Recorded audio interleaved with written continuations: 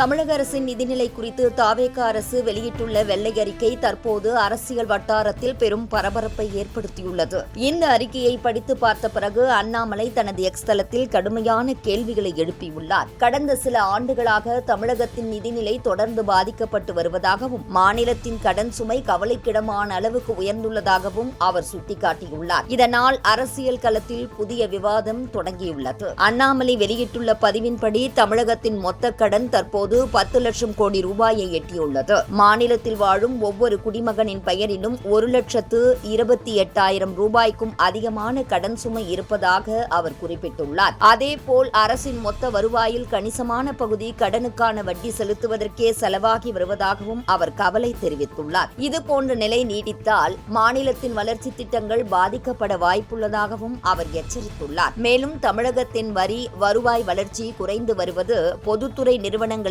கடன் அதிகரித்து வருவது மற்றும் பத்திரப்பதிவு துறையில் ஏற்படுவதாக கூறப்படும் வருவாய் இழப்புகள் போன்ற பல அம்சங்களையும் அண்ணாமலை சுட்டிக்காட்டியுள்ளார். குறிப்பாக மின்சாரம், போக்குவரத்து உள்ளிட்ட துறைகளில் உள்ள நிறுவனங்களின் கடன் சுமை எதிர்காலத்தில் மாநில நிதிநிலைக்கு மேலும் சவால்களை உருவாக்கக்கூடும் என அவர் தெரிவித்துள்ளார். இது மட்டுமல்லாமல் 2031ஆம் ஆண்டுக்கு பிறகு வேலை செய்யக்கூடிய வயதுடைய மக்களின் எண்ணிக்கை குறைய தொடங்கும் என்பதால் மாநிலத்தின் வருவாய் அடித்தளத்தை வலுப்படுத்த வேண்டிய அவசியம் இருப்பதாகவும் அண்ணாமலை கூறியுள்ளார். வெள்ளை அறிக்கையை வெளியிட்டுவிட்டு அதையே காரணமாக காட்டி அரசு செயல்படாமல் இருக்கக்கூடாது என்றும் உடனடியாக நிதி சீர்திருத்த நடவடிக்கைகளை மேற்கொள்ள வேண்டும் என்றும் அவர் வலியுறுத்தியுள்ளார். பொருளாதார நிபுணர்கள், தொழில்துறை வல்லுநர்கள், நிர்வாக அனுபவம் கொண்டவர்கள் மற்றும் கல்வியாளர்களை இணைத்து ஒரு செயல்திறன் மிக்க ஆலோசனை குழுவை அமைக்க வேண்டும் என்றும் அண்ணாமலை கோரிக்கை விடுத்துள்ளார். தமிழகத்தின் நிதிநிலை குறித்த இந்த விவாதம் தற்போது